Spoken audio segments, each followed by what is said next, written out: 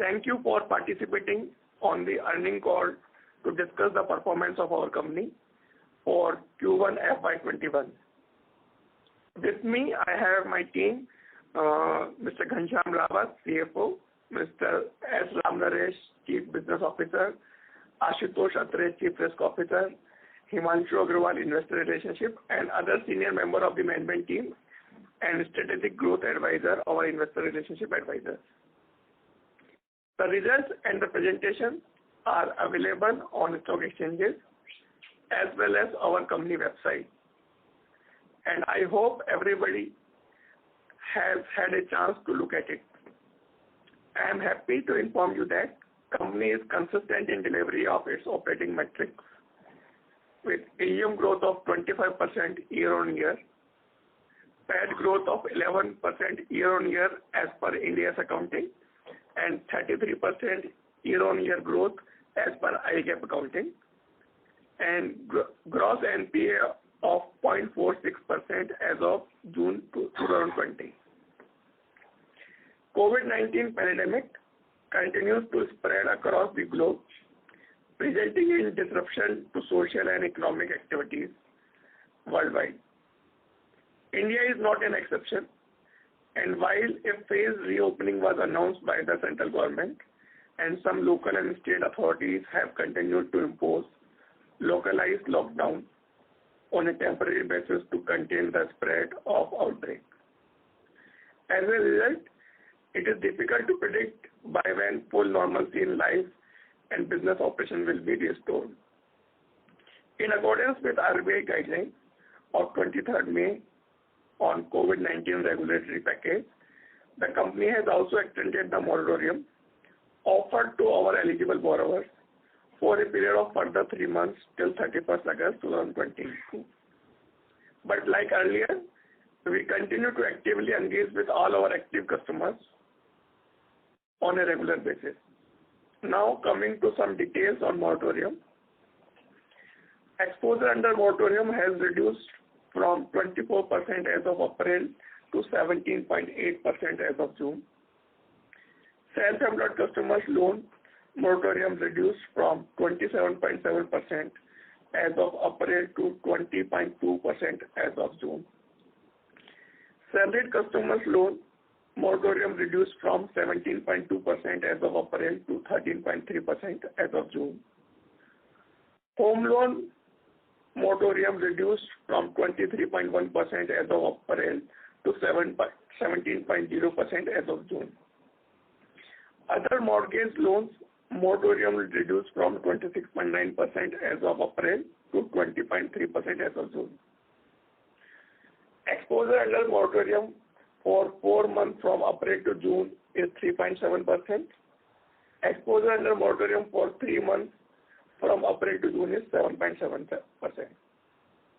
To mitigate the impact of economic slowdown on our profitability metrics, we continue to defer the discretionary expenses and variable nature of expenses till business returns to normalcy and rationalize the fixed salary for the next few months. I would now hand over the line to Ghanshyam ji, CFO, to discuss the various business parameters in detail. Thank you, Sushil ji. Good afternoon, everyone, and a warm welcome to our earnings call. During the quarter, company has borrowed an incremental amount of rupees 7160 million at 6.02% for 43 months. As of June 20, our average cost of borrowing stood at 8.10 on an outstanding amount of rupees 719669 million with an average maturity of 127 months. Our long-term credit rating continued to be AA- from CARE and A+ from ICRA. Despite the highest short-term rating of A1+, we continue to maintain zero exposure to commercial paper as a prudent borrowing practice. IGAAP to Ind AS reconciliation has been explained in detail for profit after tax and as well as net of worth on the slide number 33 and 35 of our presentations. Now I'll cover a few important key parameters.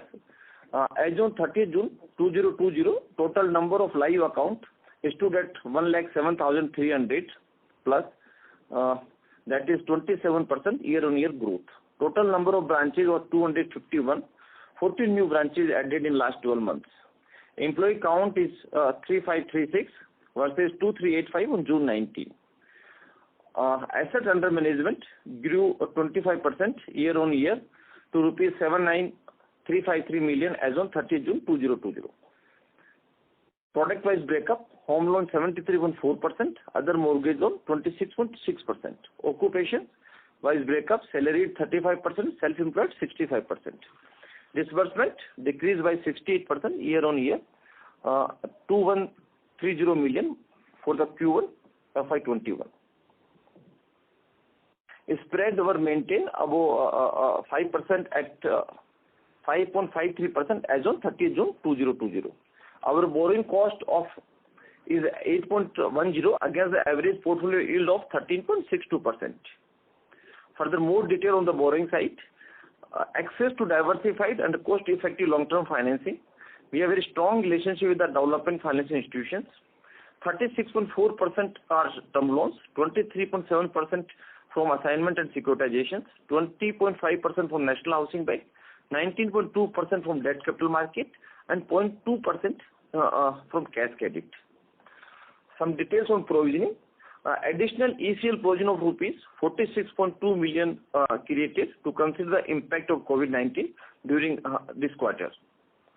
Total ECL provision, including the COVID-19 provision, stood at rupees 268.7 million as on 30 June 2020. Assets quality: one day past due stood at 1.50, gross NPA stood at 0.46, and net NPA stood at 0.32 as on 30 June 2020. We are constantly in touch with our customers, doing a daily monitoring of collections and assets quality. Product-wise GNPA: home loan 0.52% and other mortgage loan 0.28%. Liquidity as on 30th June 23,620 million.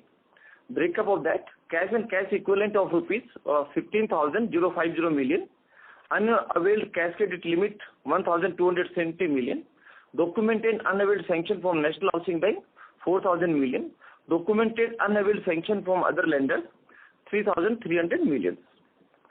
Profitability: PAT registered 11% year-on-year growth to rupees 501 million for Q1 FY21 as per the India's accounting. As per the IGAAP, PAT registered a year-on-year growth of 33% to 601 million for Q1 FY21.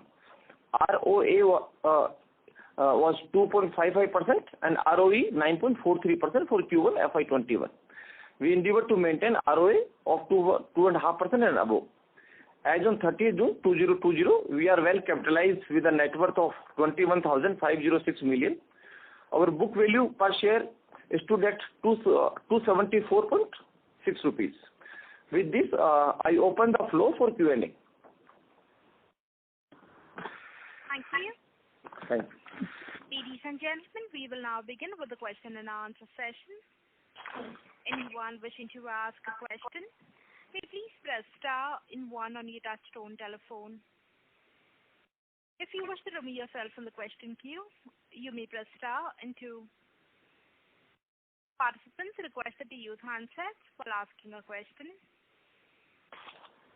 Ladies and gentlemen, we will wait for a moment while the question queue assembles.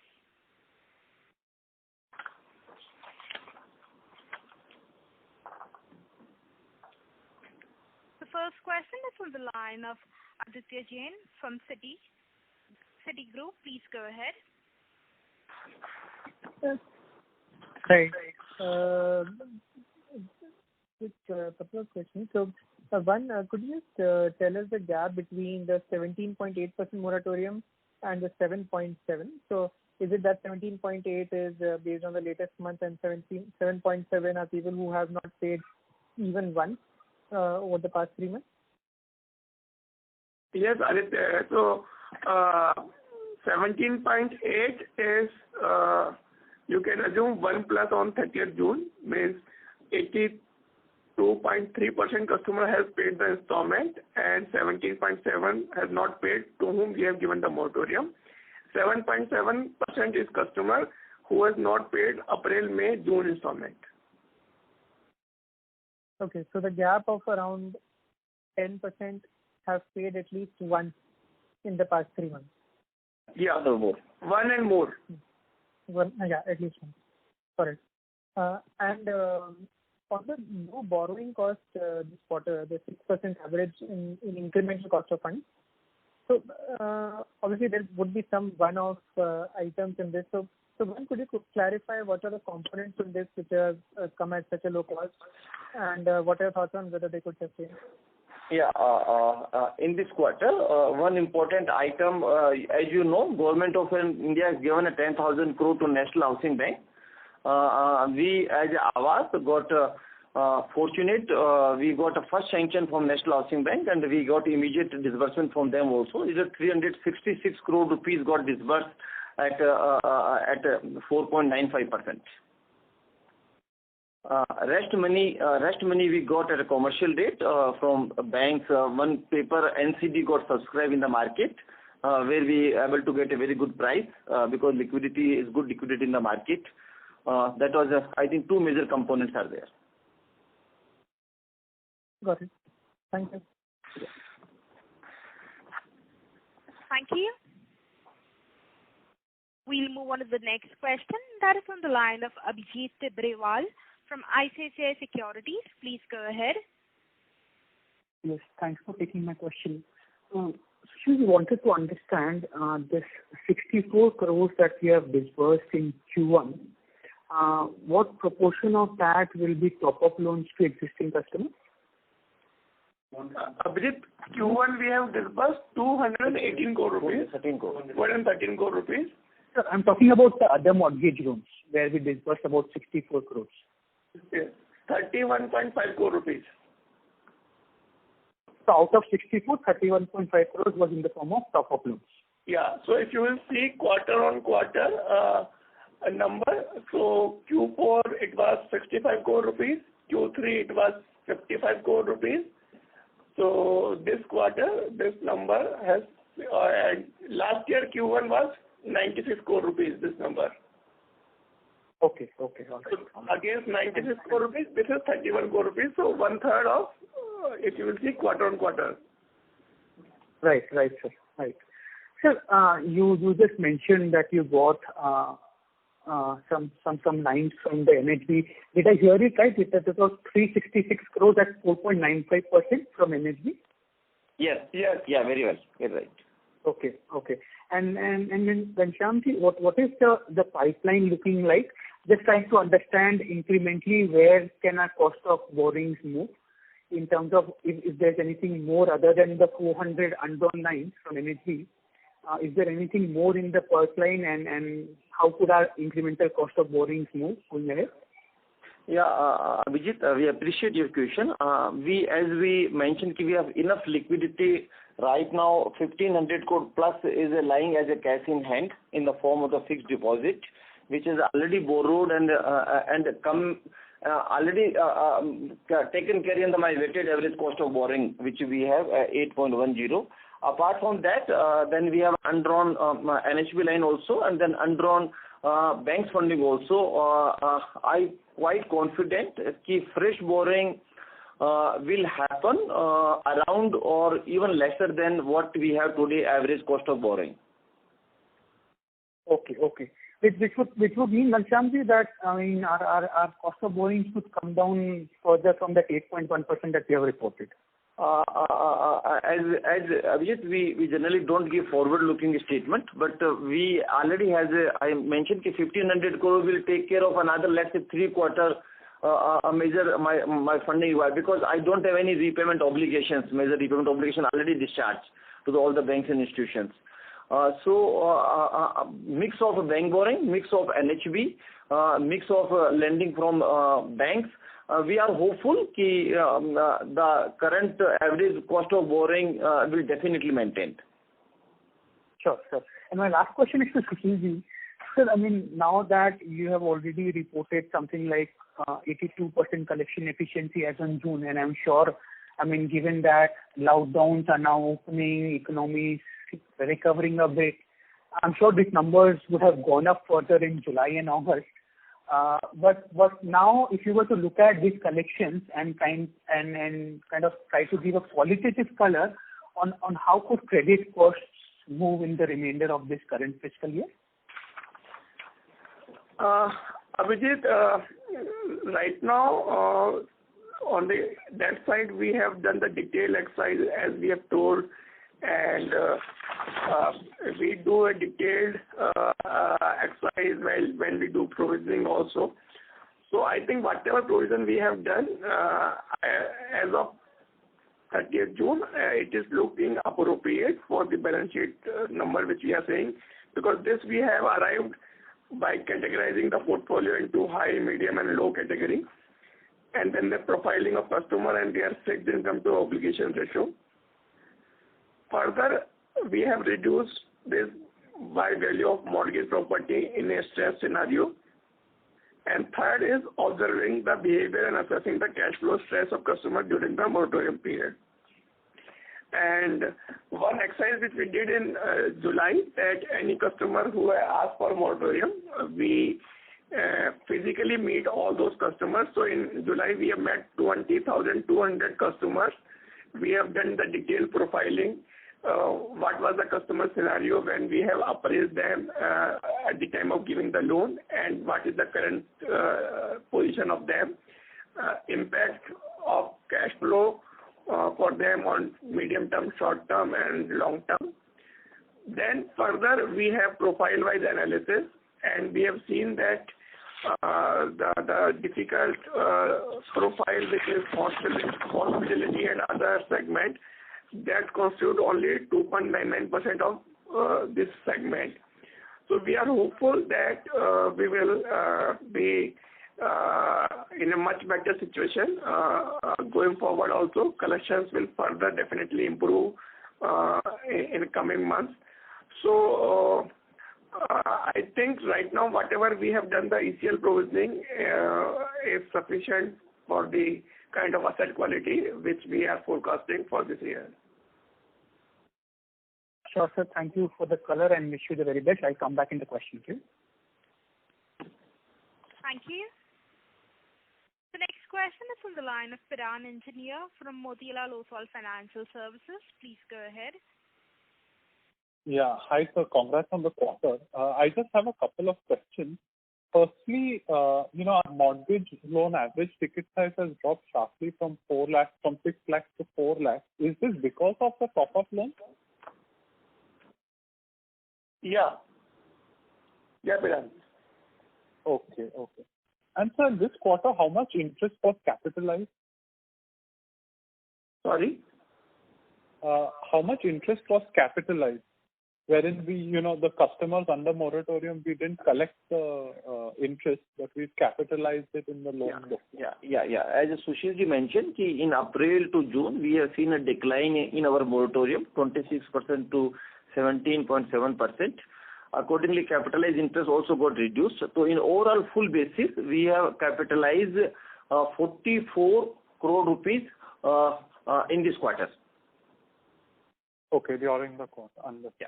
And so this last question, I want to understand this correctly. Our moratorium rate is 17.8%, and Sushil ji said that means 82.2% of the customers are 1 DPD as of June 30th. So that means No. 82.2 customers are less than, are 0 DPD. Sorry. So that means these 82% have paid all 3 installments, right? April, May, and June. They have paid more, 1 and more. So 1, 2, 3. Some of the customers, mostly customers have paid all the 3. Some customers paid has 2, and some customer has paid June installment. So that is the correct understanding. Okay. Understood. Thank you, sir, and all the best. Because April, this number was 24, and now it is 17. And 17. Okay. Gap is 7%. So the customer which has paid less than 2 is 7%. Understood. Okay. Thank you. That's all from my end. Thank you. We'll move on to the next question.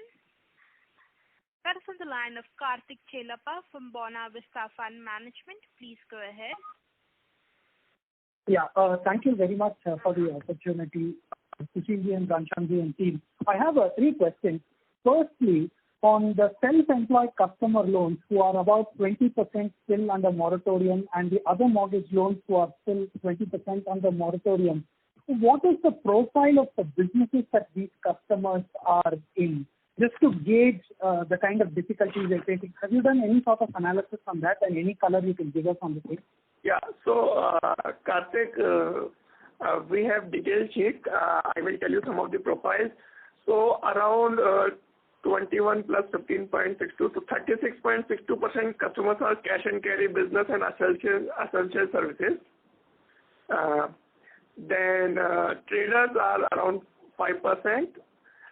Fabrication and small manufacturer units are around 7%. Doctors, engineers, and educational professionals are 2.41%. Rental income, FMCG good traders are 2.4%. And yeah, and this hospitality segment is around 2.99%. So the biggest segment is still the cash and carry segment, basically. Yeah, so that's where. So I want to update one more thing that in last 45 days after quarter end, further 40% customer we were able to brought it down from the typical one who has not paid April, May, June installment. So that number is down by 40% in last 42 days. So it's a significant recovery because these customers anyway were having the money and the cash flows are generating just because they were having the apprehension that what will happen in future. They hold that and now the clarity is there that further anyway this will not be their moratorium. So from a management perspective, I see it's a significant improvement number of 40% collection in last 42 days over 30th June sticky customers. So which means this 17% moratorium or 20% moratorium would have gone to about 10 to 12% as of now. Say that is normal customer anyway they were paying. I am saying that 7.7% sticky customer, out of that, those were the difficult one. Out of that 40% customer we have already got the money.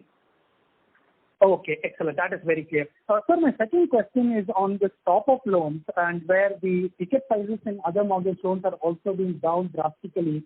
How are you ensuring that this loan does not go to repay loan of some other financial institution or does not go to evergreening, while it actually goes genuinely to make sure that the business is up and running? How are you able to safeguard that? So, Karthik, we are doing this business in the last 10 years and we have a clear defined policy that top-ups are given to those customers who has clear track record of at least 18 to 24 months without a single bounce with us.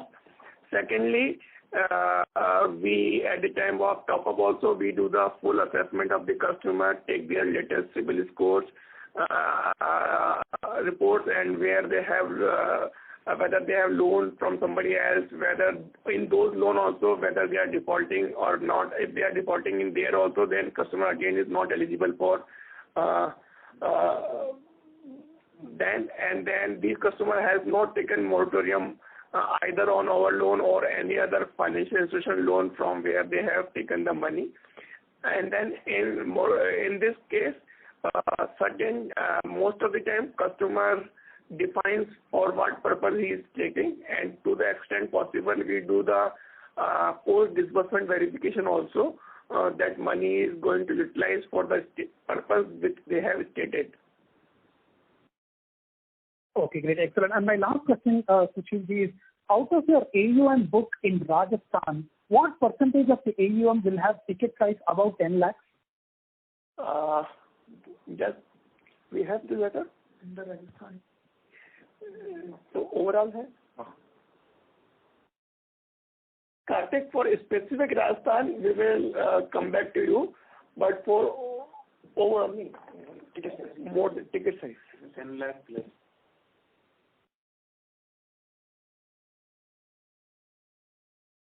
So, नहीं, number of case wise है.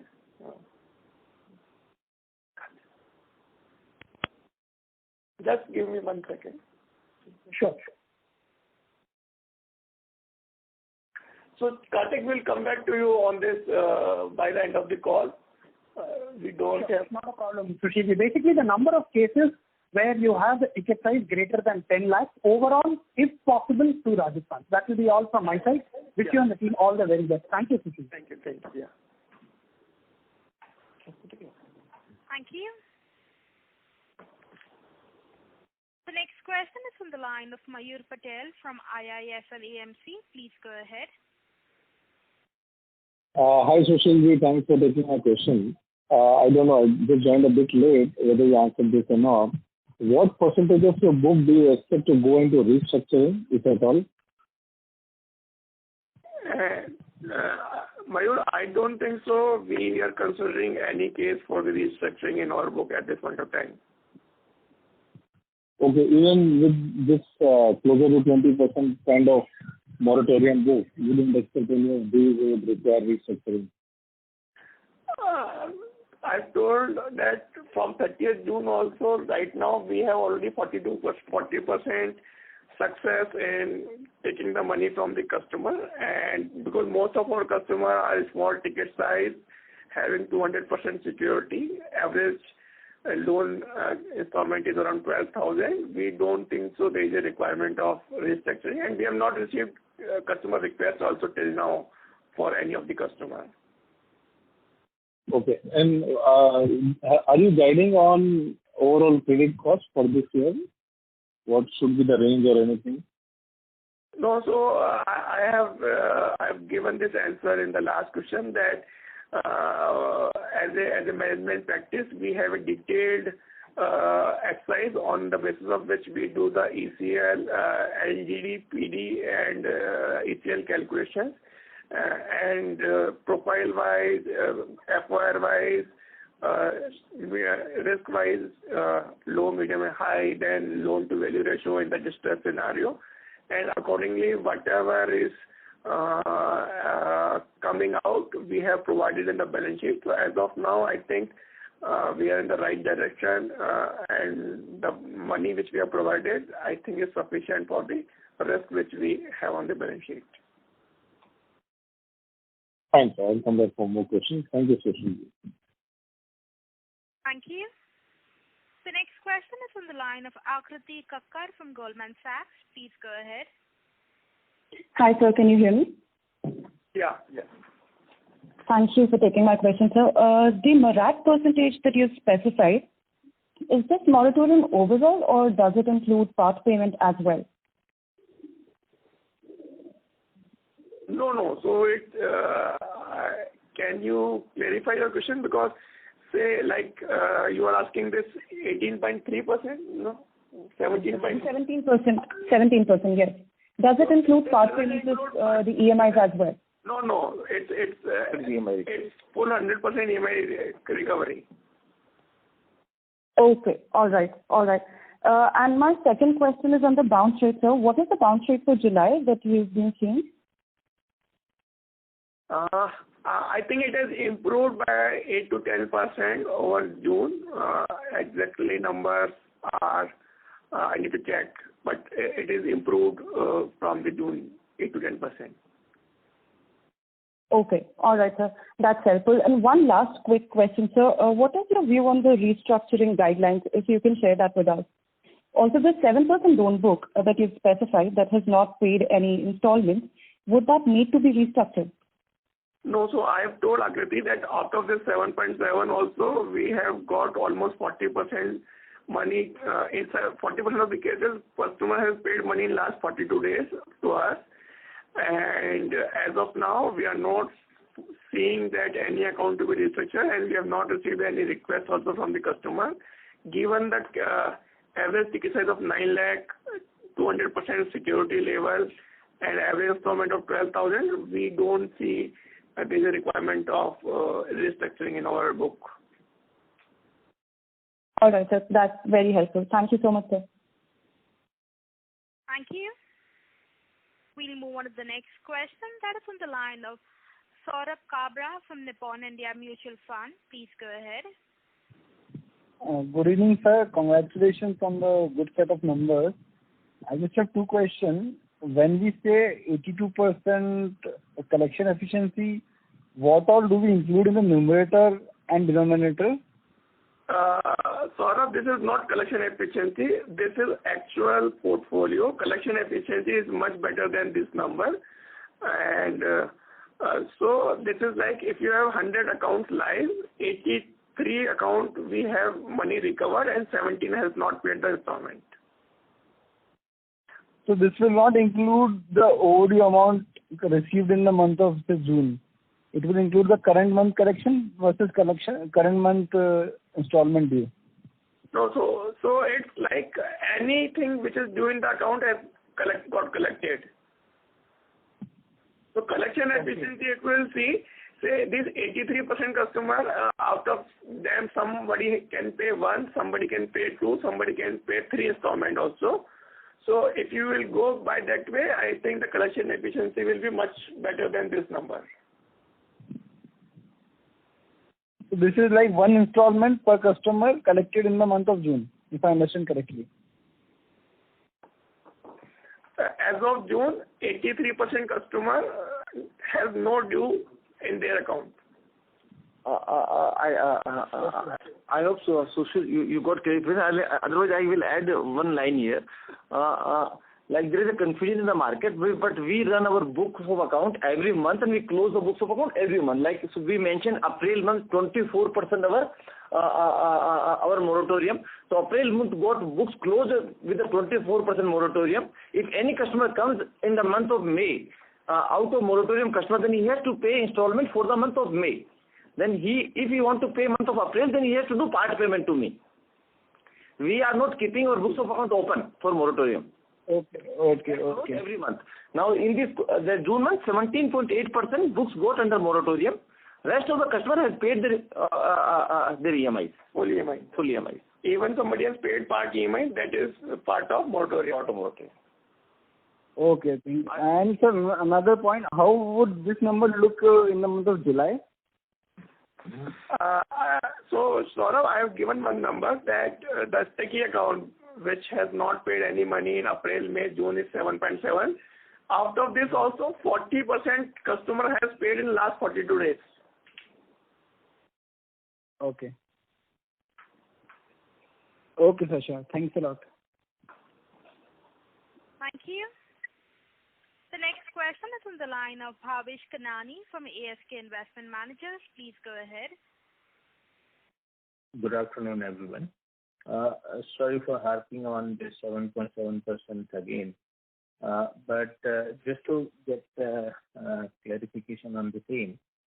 So when we are saying 40% of this exposure has started paying, essentially we are talking about them keeping the past due also, or they have paid the July installment only? July only. Okay. And second one was really on the liquidity position. Most of the indicators like moratorium and your view on credit cost seems to be implying that situation is improving for us and for economy in general. So in that context, what is our take on liquidity? Are we going to maintain the same kind of liquidity over the quarters to come, or there is a plan to not kind of raise more money and start using this for disbursement? No, I will cover execution two ways. Disbursement, we already maintained started our disbursement last week of April. May and June disbursement picked up every month. July month again disbursement has picked up in comparison to June. So disbursement, I think enough liquidity on the balance sheet. There is no constraint or liquidity constraint on account of disbursement. enough liquidity, 1,500 crore, which already we maintain our books of account. Last year we have around, by this time, around 800 crore plus. But by seeing certain other large NBFC, HFCs issues were there and some liquidity constraint was there, so we raised some more money on the balance sheet, keeping that thing in the mind. We discussed in the last board meeting in ALCO committee. I think both has advised us to maintain similar liquidity for at least 1 or 2 quarters. After that, we will again review with them, and we personally hopeful that in after a quarter or let's say maximum 2 quarters, I think we will start to reduce this liquidity at the balance sheet level. That's I think. I hope we answer your question. Yeah, that's helpful. And just to again get clarification on the provisions, Sushilji mentioned that whatever is required on COVID front is largely done. So for the remaining of the year, should we expect the old provisioning levels to return? I will, I think, further clarify this thing. When Sushilji clarified this thing, I think he mentioned everything in the detail, how we have created this provision. I think some of the I want to say in the beginning one thing, we didn't go at a thumb rule or let's say ad hoc provisioning while giving the COVID. We have calculated very detailed manner, classifying the portfolio in various profile wise, then categorize them high risk and medium low. And we are consistent what we have done in the March. Similarly, we have computed in the month of June. We had further refined the data based on our April, May, June moratorium behavior of the customers. So based on this data bank or there's a reassessment of portfolio, till June we have provided our COVID provision, the books of accounts. We will again review in the next quarter because August is a moratorium end.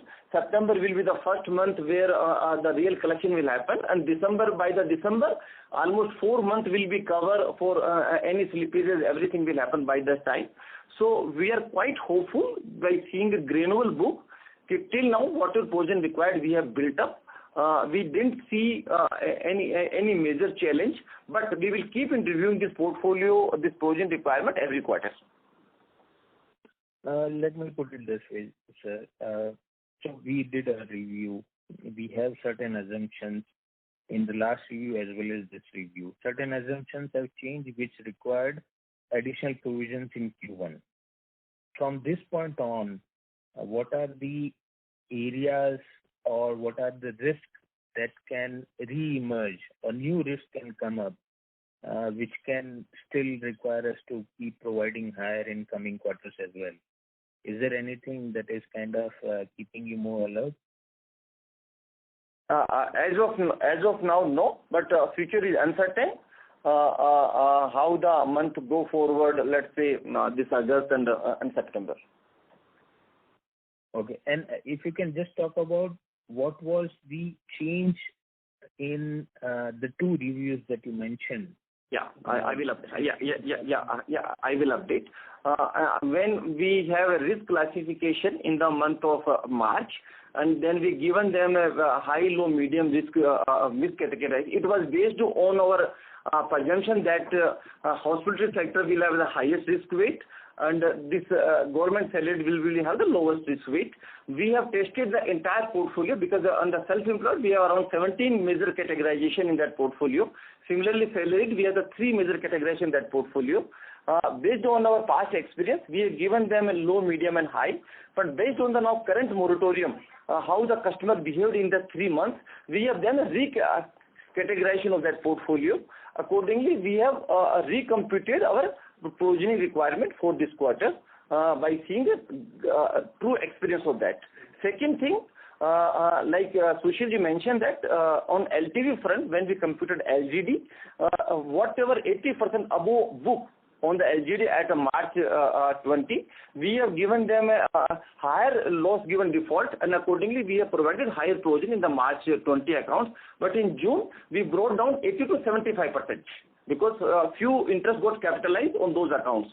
So further we brought down 80 to 75%. We become little bit conservative on providing that LGD LGD on that portfolio also. So two major changes have happened based on the experience of the April, May, June portfolio behavior. Okay. Thanks a lot, gentlemen. Thanks. That answers my question. Thank you.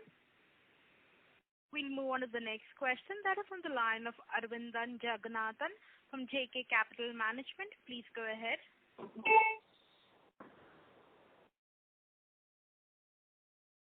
Hello. Sorry. Hello. Yes, sir. Please go ahead. Thank you for giving me the opportunity. I just wanted to clarify something on your salaried borrowers.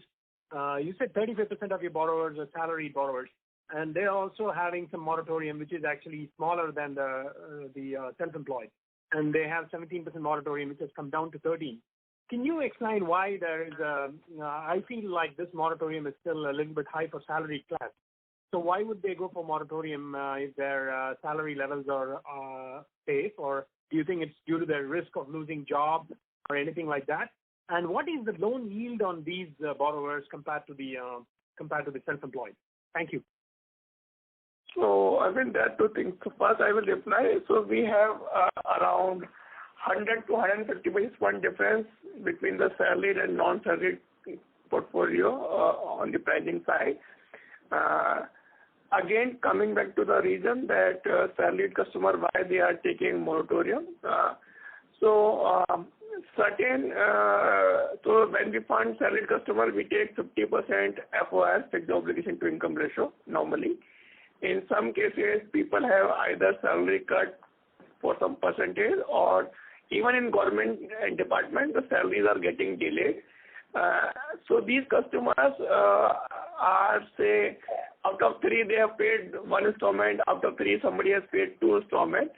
So that's where these customers are also taking moratorium. Some of the customers are keeping cash because of the uncertainty for future. But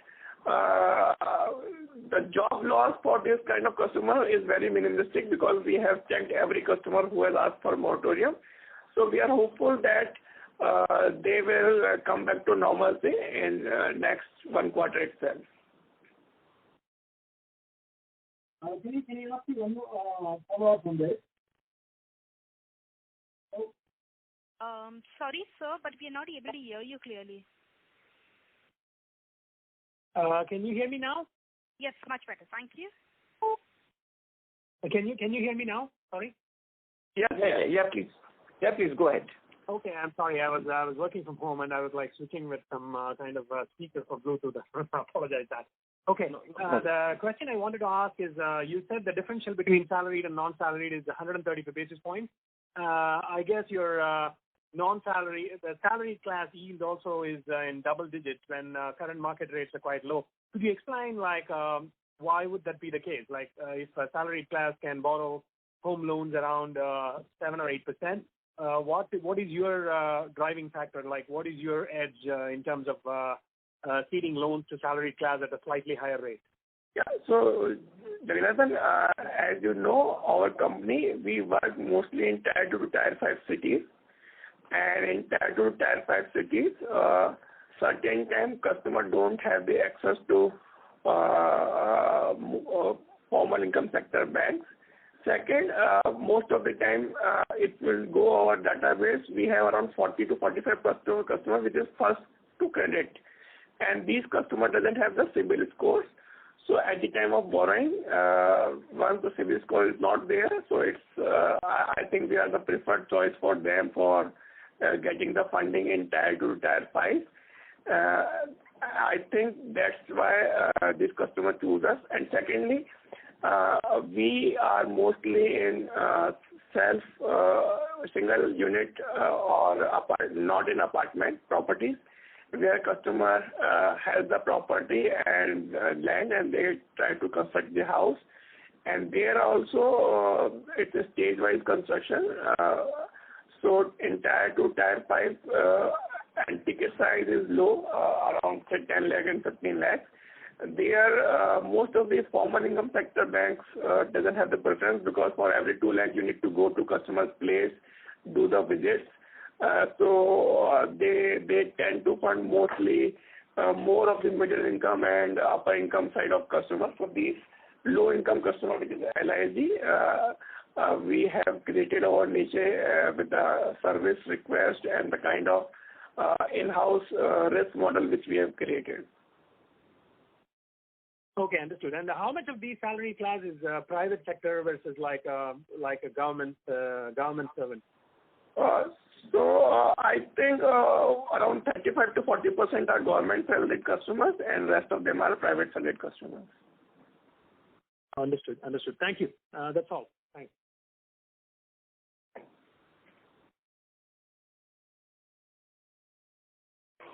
Thank you. The next question is from the line of Sunesh Khanna from IIFL AMC. Please go ahead. Yeah, hi, sir. Thanks for taking my question. Most of my questions are answered. Just a couple of them. On the securitization side, it was for obvious reason we have not done during this quarter, but any sense you can give in terms of what's going to be the quantum this year, maybe similar to last year or lower or slightly higher? Yeah, as we always mention this thing on the various con call, assignment is one of our funding instruments. We always look for a competitive long-term funding instruments. Like in this quarter, we got a more funding instruments, much cheaper rate from National Housing Bank, because Government of India has infused the fund to them to lend onward lending for NBFCs and HFCs. So it's overall depend on what rate we get from banks and institutions. So in this quarter, definitely we didn't done any sort of assignment, because other funding we got at a less than 6% overall weighted average cost of borrowing. Fresh borrowing was just a 6% for this quarter.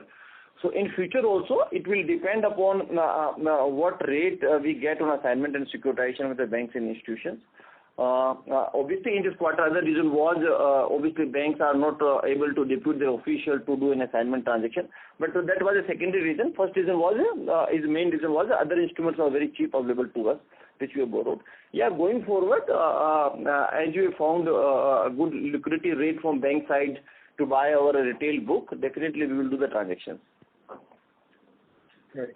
And sir, on the branch opening and employee addition, I mean, things are like status quo. Are we going to open like 40 branches, which normally 70-75% we do it in second half? So that plans any change or everything is intact? So I think we have opened one branch in this quarter, and around 5-6 branches 7 branches will open in this quarter, and rest 20 to 30 branches we are on track. If this situation doesn't get worse from here, we are on track. Right. And so sorry to ask this question again. I know you have partly answered it. But just, on the 7.7% people who have not paid, but 40% of them have paid in first 40 days of July. So even, let's say, assuming, 4.5% people by the end of this quarter are left who, are not able to pay. So, I mean, are we going to let them flow through NPAs, or how are we going to treat them, or are we going to look at restructuring in some manner? So I will tell you. This 40% is just indication. I'm saying that of this quarter, 42 days has now happened, and 40% of this customer has paid. So we are optimistic that most of these customers will pay. Okay. Second, as per the RBI freezing guideline, they will open on the 1st September as a 1 DPD. So still we will have a 90 days in our hand to connect with the customer, and we see, as Sushil ji mentioned, the visibility is strong. Their business will revive, and they will start to pay back to us. Most of the customers will start to pay back to us. Got it. So you are hopeful that by December this number will be negligible or minimal? Yeah, with the number is a minimal number. Yeah, and one more data point, Sunesh, on this. Out of this pool also, again, 60 to 65% customers are more than 650 plus CIBIL scores. So I think they are knowing that they are good customer, and for future also they want to maintain this. So there is no logic that why they will not pay. Got it. And sir, these 7.7% customer, most of them are, what would be the proportion of salaried and self-employed within them? Yeah. So 25% salaried, 75% is self-employed. Yeah. Okay. Got it. Thanks a lot, sir. That's it from my side. Thank you. We'll move on to the next question. That is on the line of Shreepal Doshi from Equirus Securities. Please go ahead. Hello, sir. Good afternoon. Thank you for giving me the opportunity. So my first question is with regards to our collection efficiency. So last quarter we had indicated that our collection efficiency in March was 95% and in April was 76%. So if you can give the number for May and June, how would that look like? June, customer which has not paid a single installment is around 17%. A customer who has paid 2 installment is somewhere around 8 to 10,000 customers. And if you will go by that number, so 83 plus around 10%, so around I think 89 to 92% is collection efficiency. Okay, that is for June. Yeah. Okay. Thank you, sir. So the second question is, what kind of changes have you sort of brought in our underwriting process? Because we cater to self-employed category wherein there is less documentation and less, numbers that we have to evaluate. So how, and also with the lockdown, how are we sort of bringing in changes in order to underwrite these customer profiles? Or what kind of challenges are we facing? And what strategy have we got to overcome? We have clarified on this in the past call also. So after this, we have reviewed our entire risk system and we have seen credit policy. So earlier there was negative risk that these customers we will not fund and the rest of the profiles were okay. Now we have made it positive side. So we will fund only these 10 profiles which are less effective and rest profile we will not see or we will see with more improved filters. And then further, we have introduced video personal discussion with the customers, time stamping, there's analytics model of checking their cash flow for last 36 months. So we did a lot of job on analytics side to give us more insight. We have used technology more and then further refined our credit parameters to make it more stringent, and accordingly we are seeing. And one more thing also, whatever disbursement we are making from this till 31st March, we have put there is a continuous monitoring mechanism every month and for these customers through analytics, through risk team which is dedicated for this. So that if anything wrong goes on the assumptions, we immediately correct into our underwriting model. Okay. Thank you so much, sir, for that detailed answer. So why was our tax rate in 4Q and in 1Q? Like why is the tax rate low for us? Tax rate for which quarter? For 1Q FY21 and also for 4Q FY25, that was close to 10%, and for 1Q that is close to 21%. Yes, I will cover both the quarter. In this quarter, the gross tax is around 25%, but as per the income tax and India's accounting, we are allowed transfer certain fund to a reserve account. To that extent, we get a benefit. So generally, our tax expense will come for the full year somewhere 20 to 21%. But in the Q4 of the last year, if you recall our con call after the rate reductions in last year in the July, when we mentioned that we have a substantial deferred tax liability that got benefited. There are roughly 17.5 crore rupees full benefit on that deferred tax liability.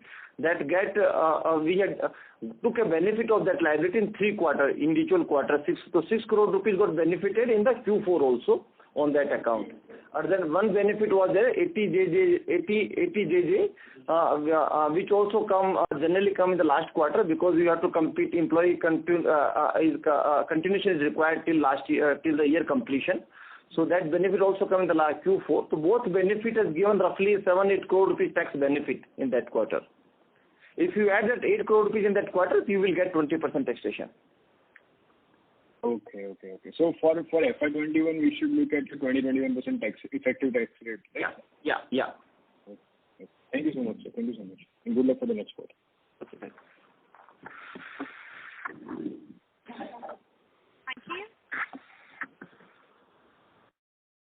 Ladies and gentlemen, that due to time constraint, that was our last question.